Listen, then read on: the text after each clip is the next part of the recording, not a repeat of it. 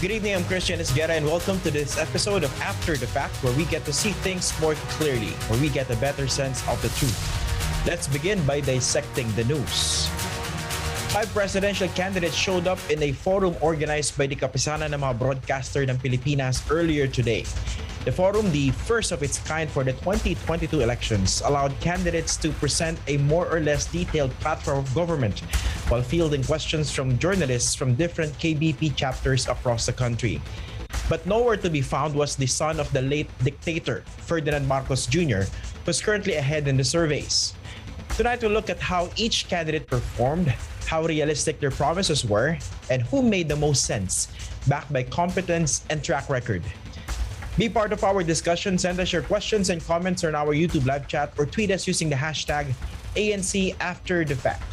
Joining us tonight is Professor Julio Tihanki. He teaches political science at De La Salle University. He's also the author of the book Patronage, Democracy in the Philippines. Good evening, Professor Tihanki. And nice to have you again on the program, sir. Good evening, Christian. Thanks for having me again. A lot of people were glued to their screens. A lot of people watch and listen to that forum. It was not a debate. It was the first presidential forum that gathered these candidates for one particular event. Now, my question is, before we analyze the answers or who performed the best or the worst in that event, let's put in perspective the function of presidential forums. Do they really make a big difference when it comes to choices by the voters on election day? Right. The recent series of presidential interviews and forums have given the opportunity for the public to get to know the presidential aspirants. Now, what seems strange is that the leading candidate keeps on absenting himself, from these events. It kind of reminds me of some of my students, who have the tendency to cut classes. Now, is it a winning strategy? Not only for the front runner or the other candidates as well. What is the impact of attending these presidential interviews and fora? So these interviews can reinforce or discredit a candidate's narrative. A lot of things now get repeated on social media 24/7. In the past, traditional media, the gatekeepers and the owners and the editors get to shape the political narrative. But now, social media, the wide use of social media has short-circuited political communication. Now, if you look at it from the Marcos camp, they want to control their narrative by relying on social media, where BBM can play cute with bloggers and influencers and just perhaps audition for MasterChef, and spin myths about golden eras and the Italiano gold. But this strategy can also backfire. Those who live on social media can perish on social media, and it remains a question whether it is actually a good strategy at this point in time, to actually skip these interviews and forums. Can we have any experience in the past, in previous elections, something that can be used as a basis to determine whether this absence or this refusal to be part of important media interviews or presidential forums could actually make a dent in the case of, let's say, Ferdinand Bongbong Marcos Jr.? Because one argument that I've been hearing is that why bother to expose yourself to possible gunfire or I'll just use that term, that metaphor, gunfire, when in fact you've been leading in the surveys? Why bother? Precisely, right. And it is really unprecedented, his lead, which is actually he keeps on this wide a margin. He might become the first majority president in the post Marcos era. At this point in the game, with 53% up in the surveys, he can just afford to go on cruise control. Bongbong Marcos at this point has become an adherent to the political saying, less talk, less mistake, no talk, no mistake. Okay, but this is not the first time that a front-running candidate deliberately skipped presidential debates, no? Apparently is borrowing from the playbook of Joseph Estrada in 1998, no? Who attended only, if I remember correctly, 2 major debates, no? And still won by a landslide, no?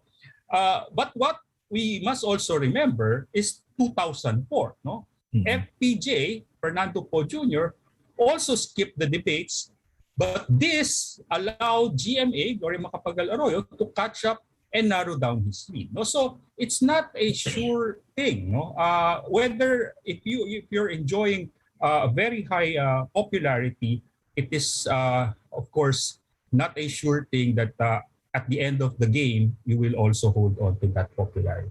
But looking at the big picture, isn't that refusal to be part of important presidential forums or media interviews also a disservice to the voters because they're not getting that chance to know how specific a campaign platform is. Let's say in the case of Ferdinand Bongbong Marcos, correct me if I'm wrong, Dinti Hanky, but I haven't seen any detailed political campaign platform from the former senator as to how he intends to address some of the biggest problems in the country, including certain industries, right?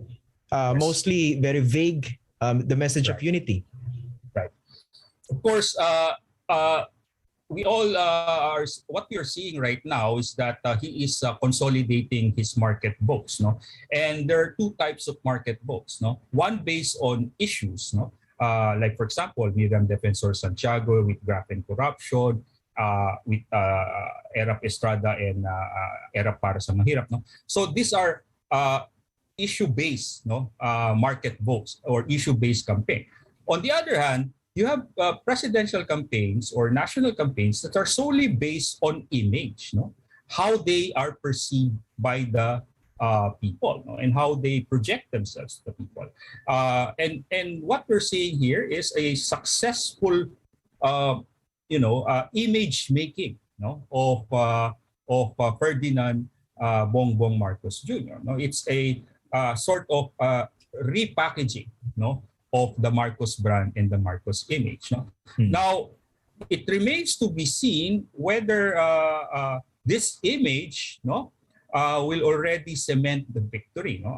Usually, this image can be translated into popularity, and that's when the bandwagon effect kicks in which on the ground, most of the political blocks, no, political dynasties and political clans and the big sectoral interest starts gravitating to the most popular or whom they think would be the sure winner. So on one hand, one perspective is that he doesn't want to expose himself to possible gunfire by participating in such a forum. But on the other hand, is it also giving his political opponents, an opportunity to actually convince some of his voters to go to their side or perhaps make them think twice?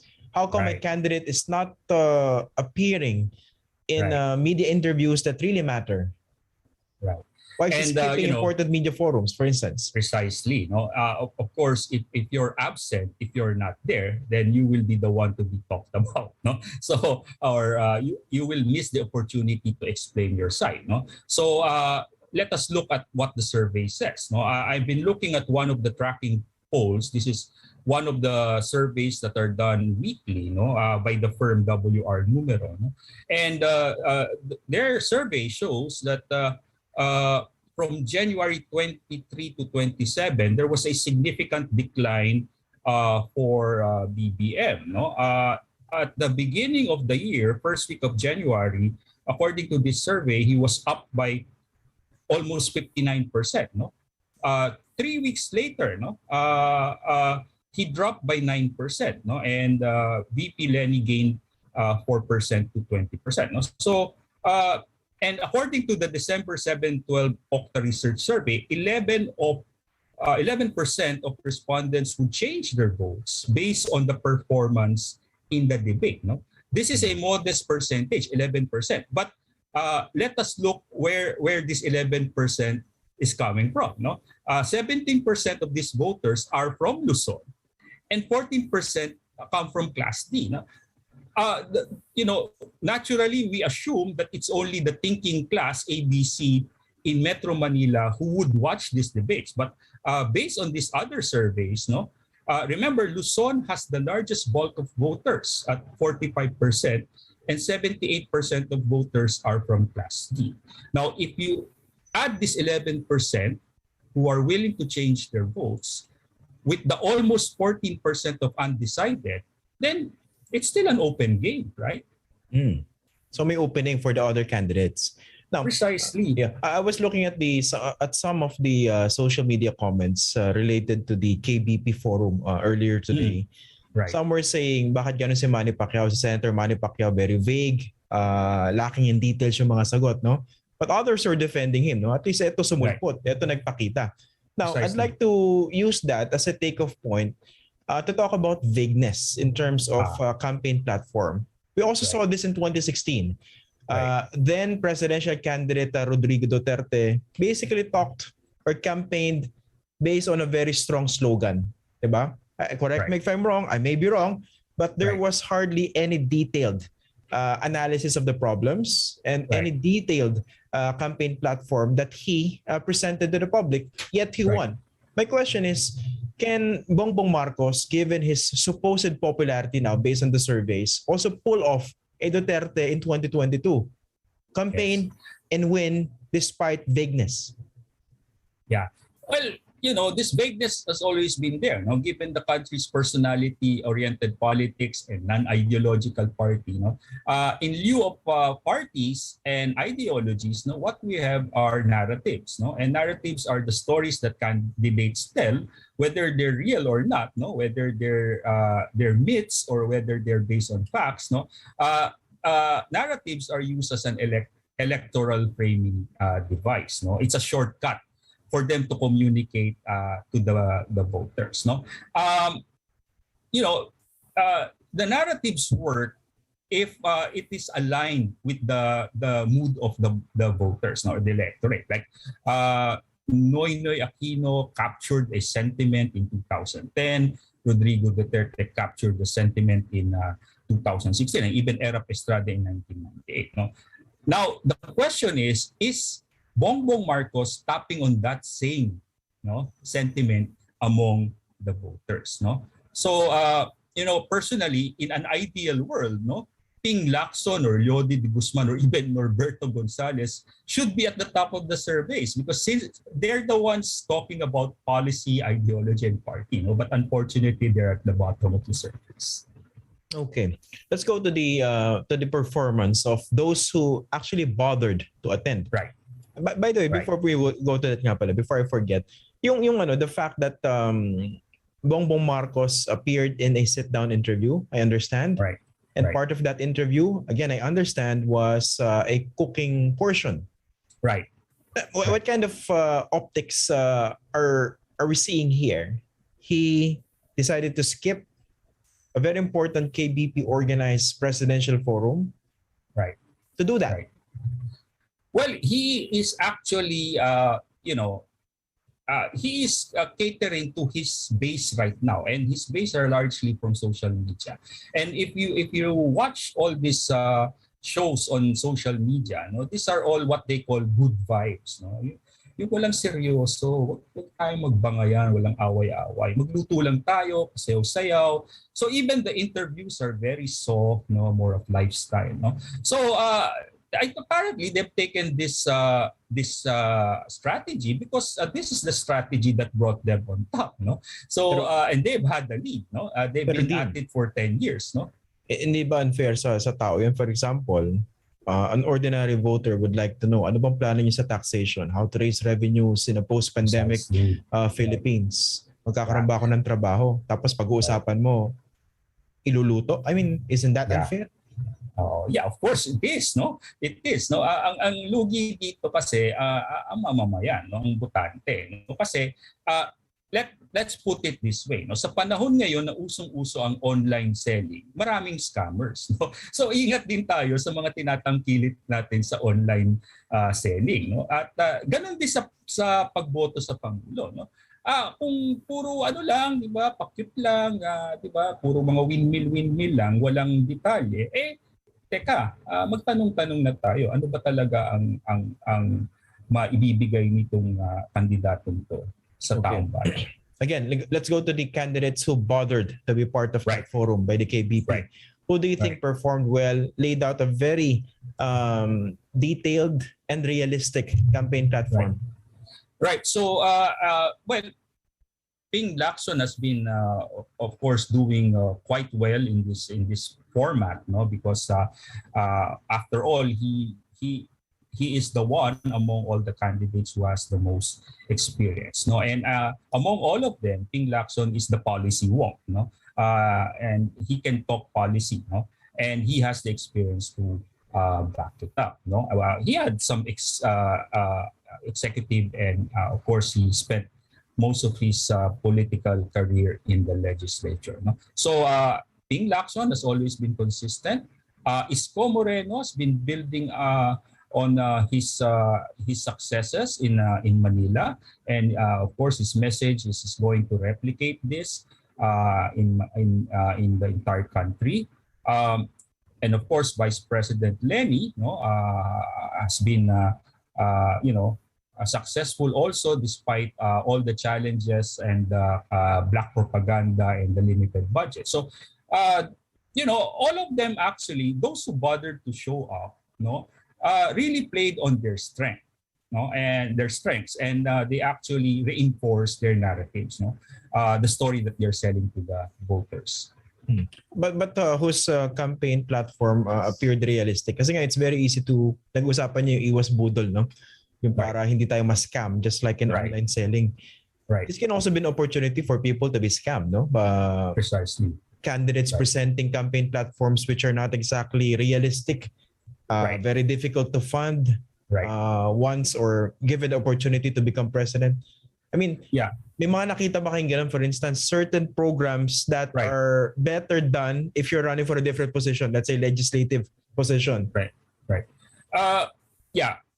While I am trying to be fair to all of them by saying that they did well, no? Of course, there are certain parts that are wanting, in their presentation. For example, while it's true that Manny Pacquiao is big on heart, long on agenda, but it's actually short on detail. If you have a 22-point agenda, and you only have a 6-year term, I don't think you will be able to complete your 22-point agenda. And and if you can't even give a detail on 2 or 3 of these agendas that you're presenting, then it's really it's difficult, And then of course. About Mayor Isko, go ahead. Mayor Isko is building on his local government experience, But if ever he wins, he'll only be the second local government executive who will become president, straight to the presidency, So he lacks that national perspective, So that's a weakness for him, So. The opposite naman kay VP Lenny, of course, executive branch yung vice president position, pero kulang naman siya sa local government experience. Pero yung late husband niya was of course a long-time mayor of Naga. Let's go to Calio de Guzman. No? Yes. I think it's fair to say that among all those running for president now, his is the most radical campaign platform, no? Consistent with his ideology and background. Precisely. So itong campaign niya against his promise to dismantle the infrastructures of neoliberalism. Precisely. I mean, can this even be palatable to the voters today? Yeah. So I also mentioned this in another interview. I'm actually happy. I think also on social media, a lot of people were glad that finally Calio de Guzman was given a national platform like this, to explain his vision, because the rest are the same, all the same neoliberal platitudes, and it's only Calio who offered an alternative, and it's not just a reformist oriented alternative, but it's actually a radical solution to centuries-old problem of social inequality and injustice in the Philippines. And one example would be the wealth tax, no? Which is also being pushed in the US by Bernie Sanders, no? Oo. And a wing of the Democratic Party. No? So, yeah, he's one among the 10 presidential candidates who's offering an alternative. No? But unfortunately, at this point, I doubt it if he's going to win. But Lula, former president of Brazil, no, tried it 3 times. No, he's also a labor leader. No? He tried it 3 times before. So the small victory here is for an alternative ideology to be able to be discussed in our national political arena is already a small victory. So that is the perspective of victory that we can draw out of this. The fact that Yes. this has been part of a national conversation, this Right. campaign against neoliberalism, which is Right. consistent this being a socialist candidate. Right. My other question is, this should also serve to guide the voters in terms of determining who performed well in a particular forum. Kasi I don't want this to be a discussion with a tendency to pick winners and losers. Precisely. Para siyang game, di ba? Right, Panalo sa round na to si Pacquiao, panalo sa round na to si Denise, si Ping Lacson. But before we can go deeper into the discussion, I mean, what can you tell voters as far as criteria or metrics are concerned to be able to gauge whether this person, this candidate, is actually presenting something realistic, something doable, and something that would benefit him, the candidate, or the voter?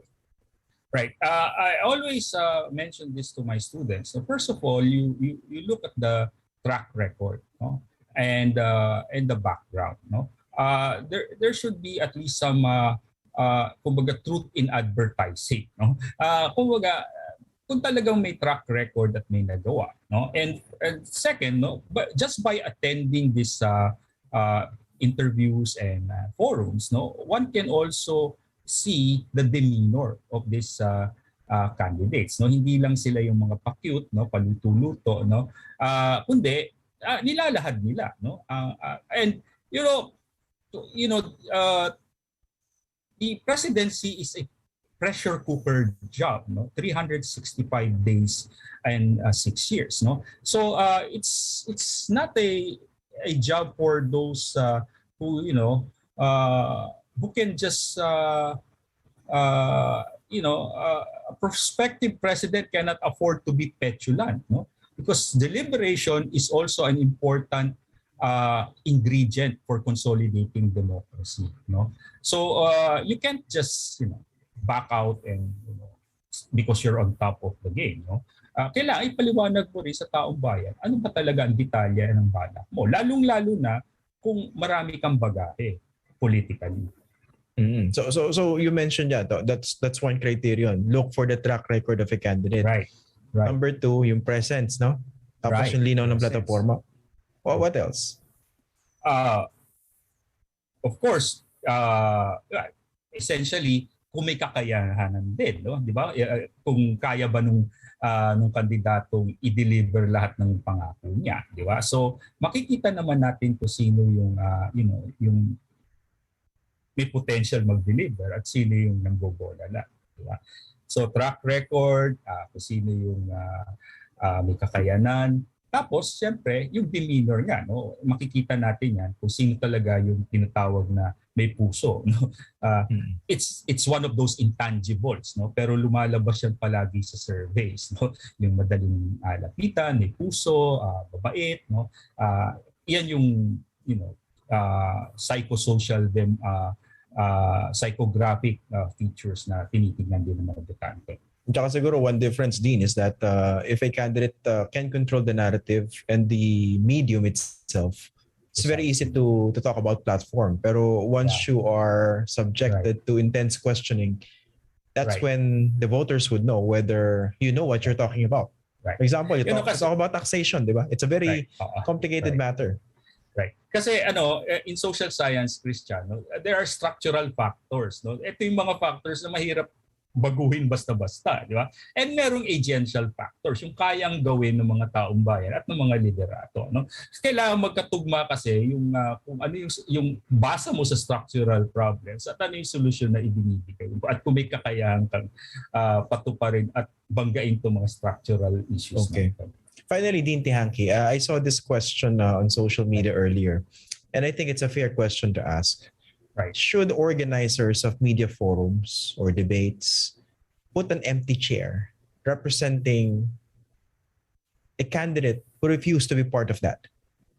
Yeah, it's been done in the past, I think. No, I think it's been done in the U.S. No, I'm not sure which presidential election, but it's been done. No, and especially if you are the leading candidate, no? It's best to show to the public that you're not there.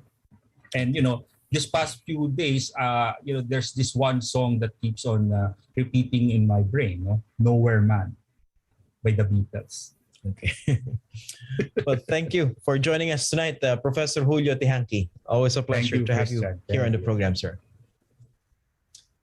As we discussed, while the 5 presidential candidates were being grilled by panelists, Ferdinand Bongbong Marcos Jr., who was a no-show at the event, was apparently doing some grilling of his own as well. Marcos' social media account showed that he was with journalist and host Corina Sanchez Rojas for a separate individual interview and an apparent cooking segment. Social media users were quick to take a swipe at Marcos, saying it seems like he would rather be an executive chef than a chief executive.